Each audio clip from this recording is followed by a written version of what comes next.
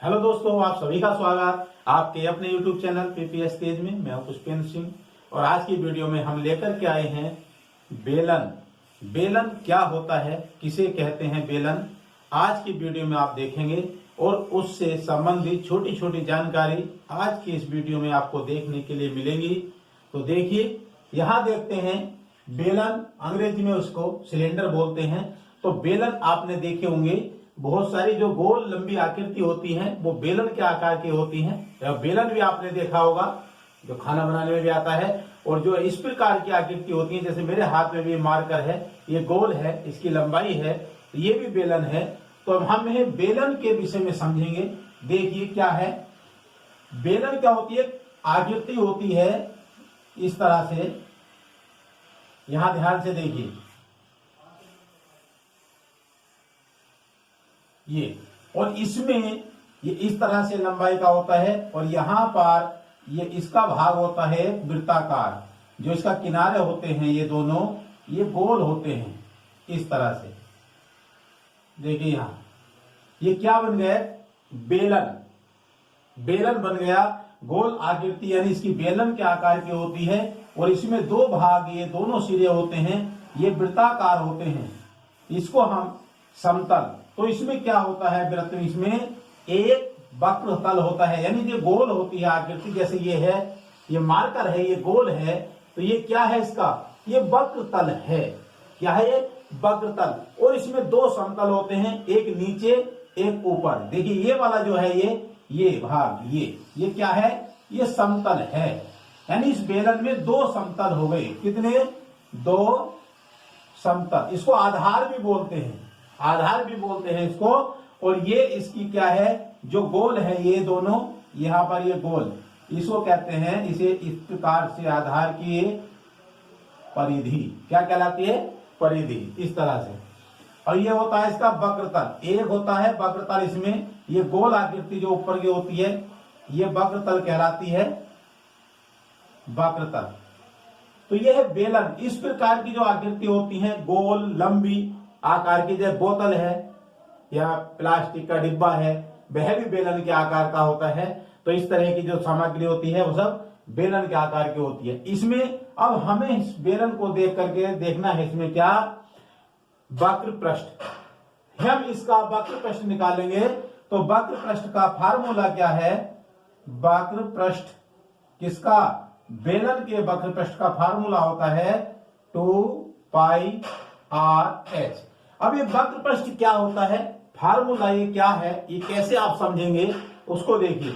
ये जो वक्र पृष्ठ है, ये हमारी जो गोल आकृति है लंबी, ये क्षेत्र जो है, ये वक्र पृष्ठ कहलाता है। वक्राकार यानी गोल है ना, वक्र, ये गोल कहलाता जो है वह वो वक्र कहलाती है। तो ये चारों ओर की जो वक्र है, ये है इसका वक्र पृष्ठ। बाहरी आवरण यानी बाहर का जो ऐसे गोल आकार का है, ये है वक्र पृष्ठ। और ये क्या है, 2πr h। ये इसका वक्र पृष्ठ का फार्मूला कैसे बना, ध्यान दीजिए। ये क्या है, इसकी ऊंचाई, क्या है इसकी, ये ऊंचाई है, ऊंचाई को हम h लिखते हैं। और ये जो नीचे आप देख रहे हैं गोल आकृति है, ये क्या है, वृत्त है। और वृत्त का ये इसमें ये जो क्षेत्र है, ये वाला, ये क्या कहलाएगा, परिधि। और परिधि का फार्मूला क्या होता है, आपको पता होगा, पहले हमने वीडियो में बताया था, 2πr। क्या है, 2πr परिधि। परिधि क्या होती है, 2πr, ये परिधि होती है। तो वक्र पृष्ठ में जैसे अब ये चीज है, तो ये और इन दोनों की क्या हो जाएगी, गुणा। क्या हो जाएगी, दोनों की गुणा हो जाएगी, 2πr गुणा h। तो बराबर क्या बन गया, 2πr h। इस प्रकार से वक्र पृष्ठ का फार्मूला इस प्रकार से बन गया। अब यहां देख रहे हैं बेलन है ये, तो इसे जैसे अगर हम इसको यहां से, ध्यान दीजिए, अगर हम इसको यहां से काट दें, यदि हमने कोई डिब्बा है, ये गोल इस प्रकार का है, ये इसको यहां से काट करके इसको ऐसे खोल दें, तो ये आयत के आकार का हो जाएगा। किसका हो जाएगा, आयत के आकार का हो जाएगा। और आयत का अगर आप क्षेत्रफल निकालते हैं तो आगे, यदि हम इसको यहां से, ध्यान दे रहे हैं आप, ये जैसे मैं आपको दिखाने जा रहा हूं, ये पेपर है, पेपर है ये आयत के आकार का है। यदि हम इसको इस प्रकार से यहां रखते हैं और इसको ऐसे गोल कर देते हैं, यहां देखिए ये अगर गोल हो गया तो ये क्या है, बेलन बन गया। ध्यान दीजिए ये गोल आकृति का क्या है, ये बेलन बन गया। इस प्रकार से गोल है, ये बेलन बन गया। अब बेलन में क्या है, जो यहां पर ये गोल हिस्सा है नीचे का, तो ये 2πr यानी इसकी परिधि, ये ऊंचाई हो गई। यदि हम इसको पूरा ऐसे काट करके, जैसे मैंने अभी बताया था, यहां से भी इससे काट करके इसके खोल देते हैं, तो हमने इसको इस तरह से खोल दिया तो ये पूरा पेपर आ गया। ध्यान दीजिए इसका, तो ये चीज जो है ये तो ऊंचाई हो गई, और ये जो है, ये जो हमारी वृत्त की ये परिधि थी, ये परिधि क्या है कि ये जो है हमारी लंबाई में बदल गया। ये क्या होगी, इसकी लंबाई हो गई, ये लंबाई में आ गया, तो इस लंबाई क्या हो गई 2πr। इसलिए इन दोनों की गुणा करने के बाद फार्मूला बन गया 2πrh। इस प्रकार से ये फार्मूला बना है। तो इसे निकालते हैं हम इसका वक्र पृष्ठ। इसके बाद आता है संपूर्ण पृष्ठ। अब संपूर्ण पृष्ठ क्या है, ध्यान दीजिए, संपूर्ण पृष्ठ, संपूर्ण पृष्ठ क्या होता है, संपूर्ण पृष्ठ होता है इसका 2πr ब्रैकेट में h प्लस r। देखिए क्या ये है संपूर्ण पृष्ठ 2πr ब्रैकेट में h प्लस r। ये कैसे आया, अब यहां पर ध्यान देना है, जैसे हमने इसका वक्र पृष्ठ, ये जो वक्र पृष्ठ है, ये वाला जो क्षेत्र है, इसका वक्र पृष्ठ क्या है 2πrh। अब इसमें संपूर्ण पृष्ठ में क्या होता है, ये वाला क्षेत्रफल भी जुड़ जाएगा, जो ये हमारी ये जो वृत्त है, इधर भी दो वृत्त है, दोनों हैं, ये संपूर्ण पृष्ठ में ये क्षेत्रफल भी और ये क्षेत्रफल भी उसमें जुड़ जाएगा, तो वो कहलाता है संपूर्ण पृष्ठ, यानी कि बाहरी आवरण पूरा। जैसे ये बेलन है, इस बेलन में हम इससे ये वाला भी जुड़ेगा और ये सारा, और नीचे से भी ये सारा आवरण जो है चारों तरफ का, ये सारा क्षेत्रफल जुड़ जाएगा, तो वो कहलाता है संपूर्ण पृष्ठ। तो अब ये कितना है, ध्यान दीजिए, ये कैसे, ध्यान दीजिए, ये क्या है 2πrh। वक्र पृष्ठ क्या है, वक्र पृष्ठ है 2πrh। अब इसमें हमें क्या प्लस करना है, एक परिधि वाला तो ये हो गया क्षेत्रफल, और एक क्षेत्रफल ये हो गया, इसका एक वृत्त का क्षेत्रफल ये हो गया, एक वृत्त का क्षेत्रफल ये हो गया, तो कितने हो गए, दो। दोनों को गुणा कर देंगे। वृत्त का क्षेत्रफल का फार्मूला क्या होता है, πr²। क्या होता है, πr²। ये πr² क्या है, इस वृत्त का भी और इसका भी, दोनों का फार्मूला ही क्या होगा, तो दो वृत्त है इसलिए दो लिख दिया गुणा में। अब इसमें ध्यान देना है, यहां पर 2πr, इसे गुणा कर देंगे तो 2πr हो जाएगा, तो 2πr यहां से भी आ जाएगा 2πr, और ब्रैकेट में है क्या बचेगा h, और ये r² था, एक r यहां आ गया, तो यहां कितना बचा r, तो फार्मूला क्या बन गया 2πrh प्लस r। तो इस प्रकार से ये संपूर्ण पृष्ठ होता है। ये भी समझ में आपके आ गया होगा कि संपूर्ण पृष्ठ क्या होता है, इसका बाहर का पूरा आवरण, नीचे का भी और ऊपर का, ये क्षेत्रफल भी दोनों जुड़ गए, ये कहलाता है संपूर्ण पृष्ठ। तीसरे आता है इसमें आयतन। क्या आता है, देखिए आयतन क्या होता है, आयतन, आयतन में जो है, जो इसके अंदर का स्थान है, उसके अंदर जो चीज आ जाती है, पानी है, कोई द्रव है, कोई भारी चीज, ठोस चीज, मिट्टी है, इस प्रकार से उसके अंदर रखते हैं, तो उसका फिर आयतन से पता चलता है, अंदर की चीज का उसका वो आयतन कहलाता है। तो आयतन का फार्मूला होता है इसका πr²h। ये किसका होता है, आयतन का, बेलन का आयतन निकालना है तो πr² का फार्मूला आप लगाएंगे। उसमें अब ये πr², आपके समझ लीजिए क्या होता है πr²। πr² क्या चीज है, ये क्षेत्रफल, किसका, वृत्त का क्षेत्रफल होता है, वृत्त के आधार का क्षेत्रफल। इसमें मैं आपको चित्र बना करके बताता हूं, जैसे ये सिलेंडर है या कोई ऐसी चीज है, कोई बोतल है या उसमें कोई ऐसा डिब्बा है, उसमें ध्यान दीजिए यहां पर गोल, तो ये जो नीचे की चीज है, ये इसकी क्या है, धरातल है, ये नीचे धरातल है ना। जैसे कोई चीज ऐसे रखते हैं तो वो नीचे रखी जाएगी, और उसमें देखिए आयच भी दिया है, ऊंचाई भी दी गई है, तो ये क्या चीज है, गोल जो है, ये वृत्त है ना, और इस वृत्त का क्षेत्रफल क्या होता है? इस वृत्त का क्षेत्रफल होता है पाई आर स्क्वायर। तो ये पाई आर स्क्वायर आ गया। अब ये h क्या है? अगर हम इसके अंदर कुछ पानी, कुछ द्रव, कुछ मिट्टी या किसी प्रकार की कोई ठोस पदार्थ रखते हैं तो वो कहीं ना कहीं तक तो जाएगा ना।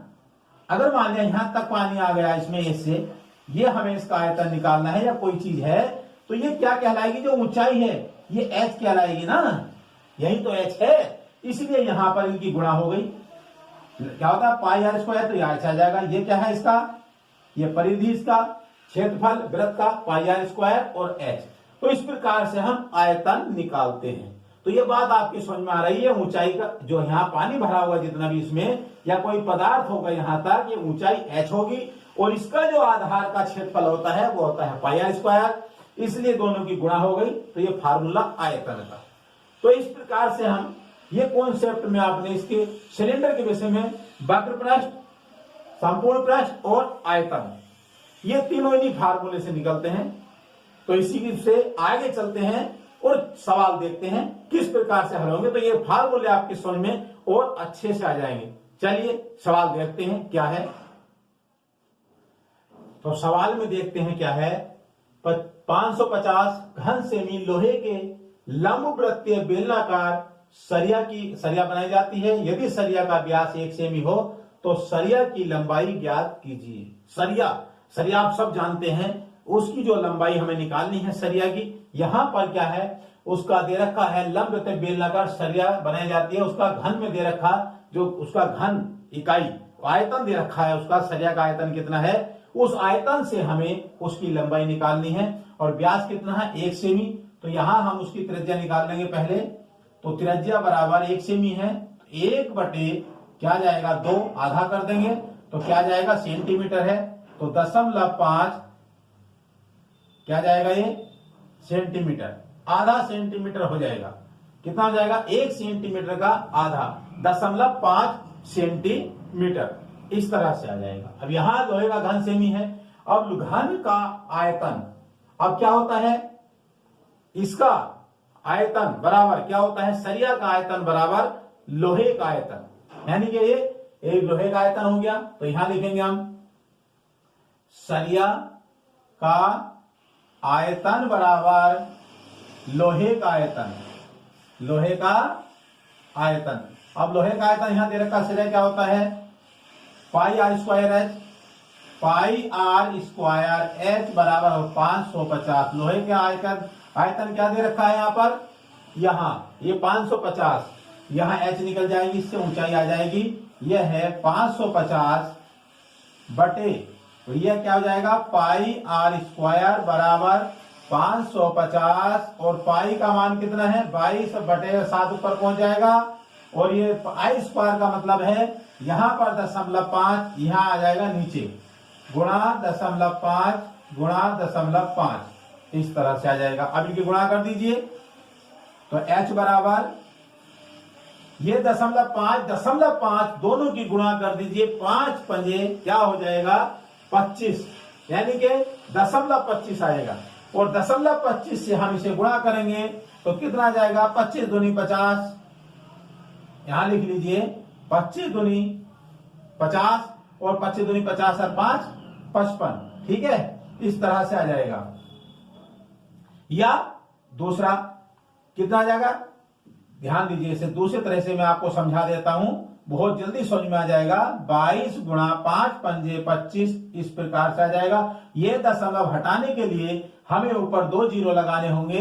तो 5 5, ये जीरो है, ये दशमलव हटाया, 2 जीरो लगा दिए और बटे में क्या आ जाएगा?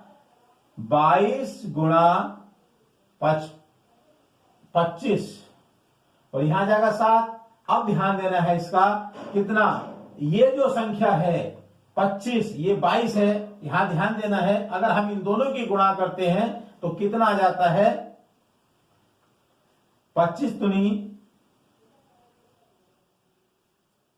50, 25 दूनी 50 और 25 दूनी 50 और 5 55, इस तरह से ध्यान देना है। गुणा 7।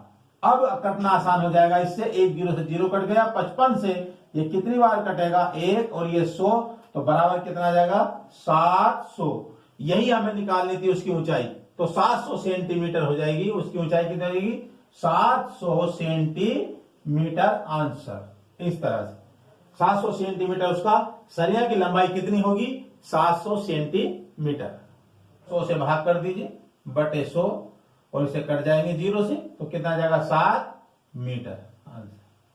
ऐसे भी निकल सकता है। तो नेक्स्ट सवाल देखते हैं क्या है।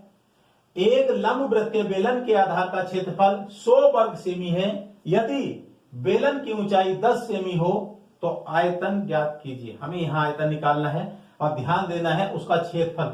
यहां दिया है आधार का क्षेत्रफल।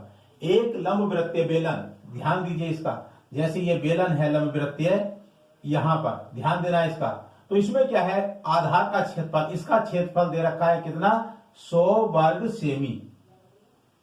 ये इसका आधार दे रखा, आधार का जो है यहाँ नीचे है इसका क्षेत्रफल दे रखा है 100 वर्ग सेमी। इसी के आधार से हम उसका क्या है लंबवृत्तीय सेमी आयतन निकालेंगे। ऊंचाई दी गई इसमें कितनी 10 सेमी, तो आयतन बराबर क्या हो जाएगा, तो आयतन बराबर क्या होता है बताइए पाई आर स्क्वायर एच। ये इसका क्या होता है आयतन। हमें आयतन निकालना है, तो यहां ध्यान क्या करना बहुत हल्का है, सरल है। क्षेत्रफल कितना है 100 वर्ग सेमी और क्षेत्रफल का इसका सूत्र क्या होता है पाई आर स्क्वायर। अब पाई आर स्क्वायर दे रखा है, इसका फार्मूला होता है क्षेत्रफल का पाई आर स्क्वायर। तो यहां पर इसका मान कितना है 100 है, तो यहां क्या करेंगे हम पाई आर स्क्वायर के स्थान पर क्या करेंगे 100 रख देंगे और एच के स्थान पर क्या जाएगा 10, तो कितना जाएगा 1000 घन सेमी। इस तरह से आयतन निकलता है, यही इसका आंसर है 1000 घन सेमी। तो आगे सवाल देखते हैं क्या है। यदि एक रोलर का व्यास 70 सेंटीमीटर और लंबाई 2 मीटर है तो बताइए कि 50 चक्कर में रोलर कितने वर्ग किलोमीटर चलेगा। रोलर यानी कि जैसे रोलर होता है गोल आकृति का चक्कर, जैसे मिट्टी कूटने वाला भी होता है रोलर जो सड़क पर चलता है, तो उसका जो अगला जो पहिया होता है वो कितने चक्कर लगाएगा। तो उसकी क्या दे रखी है व्यास दे रखा है और उसकी जो है लंबाई दे रखी है, व्यास और लंबाई। तो यहां त्रिज्या भी चाहिए उसकी, तो क्या हो जाएगी यहां त्रिज्या उसकी निकाल लेंगे, तो त्रिज्या बराबर क्या हो जाएगा 70 सेमी बटे 2, त्रिज्या आधी होती है तो कितना जाएगा 35 सेमी। या इसे हम अगर मीटर में बदलेंगे तो 0.35 मीटर आ जाएगा। कितना मीटर जाएगा दशमलव कितना 75 मीटर, यानी उसे हमें सेंटीमीटर से मीटर में बदल दिया। क्यों उसकी लंबाई मीटर में है और उसका जो है कितना रोलर चलेगा उसे भी वर्ग किलोमीटर में पूछ रहा है, वर्ग मीटर में, तो हमें वर्ग मीटर निकालना है, इसलिए हमने उसको मीटर में बदल दिया। अब इसका हमें क्या निकालना है वक्र पृष्ठ निकालना है। क्यों जब ये रोलर इस तरह से घूमेगा तो ये इस कितने चक्कर लगाएगा, तो इसका जो बाहर का ये वक्र पृष्ठ है यही तो हमें निकालना है ना। तो ये क्या जाएगा वक्र पृष्ठ में, यहां देखिए तो रोलर का वक्र पृष्ठ क्या होगा वक्र पृष्ठ बराबर, तो अब हमें वक्र पृष्ठ का फार्मूला यहां लगाना है। क्या लगेगा 2 पाई आर एच, तो 2 गुणा 22/7, आर का मान क्या हमारे पास दिया हुआ है 0.35 गुणा 2, 2 गुणा 22/7 और 0.35 और 3 या 0.35 गुणा 2। अब इसे हल कर देंगे तो ये 7 से कट जाएगा। ध्यान दीजिए जब 7 से 0.35 यानी 3 5 को काटेंगे तो दशमलव के स्थान पे 0.7 का पढ़ा 3 में नहीं जाएगा तो 0 लगेगा और 7 पंजे 35 इस तरह से, तो इसके 7 से जब काटेंगे तो ये आएगा 0.05 गुणा 2। अब ये काट दीजिए 22 दूनी 44 आ जाएगा और 2 की गुणा कर दिए 2 पंजे 10, तो 0.10 और बराबर से गुणा कर देंगे हम तो इसे क्या आ जाएगा 4, इस तरह से आ जाएगा ना, 0.2 अंक बाद लगेगा तो 4.40 वक्र पृष्ठ है। मीटर में आ गया तो क्या लिखेंगे यहां वर्ग मीटर, मीटर की घात 2 यानी वर्ग मीटर में आ गया। ये उसका वक्र पृष्ठ किसका रोलर का। अब क्या कह रहा है वो आगे 50 चक्कर में कितनी दूरी तय करेगा, 50 चक्कर में दूरी, तो उसकी दूरी क्या होगी 50 चक्करों में दूरी क्या हो जाएगी, इसे 50 से गुणा कर देंगे 4.40 गुणा 50 गुणा कर दीजिए इसे, 1 2 4 पंजे 20 और 4 पंजे 20, यानी यहां सबसे 5 का पढ़ा पढ़ दीजिए, 4 का पढ़ दीजिए, 5 चौके 20 और 5 चौके 20 और 2 22, दशमलव 2 अंकों के बाद यहां जाएगा, कितना आ गया वर्ग मीटर, कितना वर्ग मीटर, या इसे दोनों जीरो हटा दिए 220, आंसर 220 वर्ग मीटर वो रोलर चलेगा, यही इसका आंसर है। ध्यान से देखना है, 3 मीटर व्यास का 14 मीटर गहरा कुआं 30 रुपया प्रति घन मीटर की दर से खोदने में कितना रुपया खर्च होगा। कुएं की खुदाई होनी है, कुएं की जो है गहराई दे रखी है, यानी गहरा है 14 मीटर और उसका क्या है व्यास दे रखा है, तो ध्यान देना है कुएं की गहराई जो होती है वही उसकी ऊंचाई कहलाती है, गहराई और ऊंचाई। तो यहां व्यास है तो त्रिज्या निकालनी होगी इसकी पहले, तो त्रिज्या क्या हो जाएगी इसका 3/2 बराबर 2 से काट दीजिए 1.5 मीटर, क्या आ जाएगी त्रिज्या, यानी कुएं की जो त्रिज्या है वो 1.5 मीटर आ गई। अब इसमें क्या है ऊंचाई कितनी है, h बराबर दे रखी है इसमें 14 मीटर, ये क्या है ये उसकी ऊंचाई है, यानी गहराई और ऊंचाई, तो गहराई नीचे है तो यही ऊंचाई का काम करती है, तो ऊंचाई आ जाएगी। और उसमें अब इसमें क्या निकालना है इसका आयतन, हमें इसका निकालना है आयतन, और आयतन का फार्मूला होता है पाई आर स्क्वायर एच, ये फार्मूला होता है। तो पाई का मान 22/7 गुणा आर कितनी दे रखी है इसमें दी गई है 1.5, तो हम इसे लिखेंगे 1.5 गुणा 1.5 गुणा एच कितना है 14। ये बात समझ में आ रही है, हमने फार्मूले में रख दिया। अब 7 से इसे काट दीजिए, कौन सा कटेगा ध्यान दीजिए, 7 से ये कट जाएगा 2 बार, 7 दूनी 14, 7 से 14 कट गया। अब क्या बचा 22 और 1.5 और 1.5, ये संख्या कट गई। अब इनकी सबकी गुणा कर दीजिए, ये क्या आ जाएगा यहां पर, अगर दोनों गुणा करते हैं 22 दूनी 44 और 15 की गुणा होती है 225 और सबकी मिलाकर क्या जाएगी 99 वर्ग मीटर। 22 दूनी 44 कर दीजिए, 15 यानी 225 और यहाँ 2.5 और इनकी गुणा आ जाएगी लगभग आ जाएगी इनकी 99 घन मीटर, ये आ जाएगी घन मीटर, ये घन का निशान लगा कि आयतन घन इकाई में निकलता है, तो ये आ जाएगा। अब इसका हमें क्या करना है, ये तो आ गया उसका कुएं का आयतन, कुएं का आयतन आ गया। अब उसे खुदवाने में कितना खर्च लगा था, एक प्रति घन मीटर का था 30 रुपया, तो 99 घन मीटर का खर्च कितना होगा, तो यहाँ खर्च क्या आ जाएगा, तो इसे हम खर्च में गुणा कर देंगे 30 से 99 को, गुणा 30 बराबर 0, 3 9 27 हासिल 2, 3 9 27 और 2 29, यानी रुपया, इतने रुपए लगे आंसर। इस प्रकार से हम कहीं पर आता है तो ऐसे खर्च निकालते हैं। इस तरह आपने सीखा बेलन, यानी बेलन के संपूर्ण पृष्ठ, आयतन और वक्र पृष्ठ किस प्रकार निकालते हैं। यदि आपकी समझ में आया है तो लाइक कीजिए, शेयर कीजिए और कमेंट में लिखकर जरूर बताइएगा कि वीडियो कैसा लगा है। आज की वीडियो में इतना ही, फिर मिलते हैं नेक्स्ट वीडियो में। जय हिंद, जय भारत।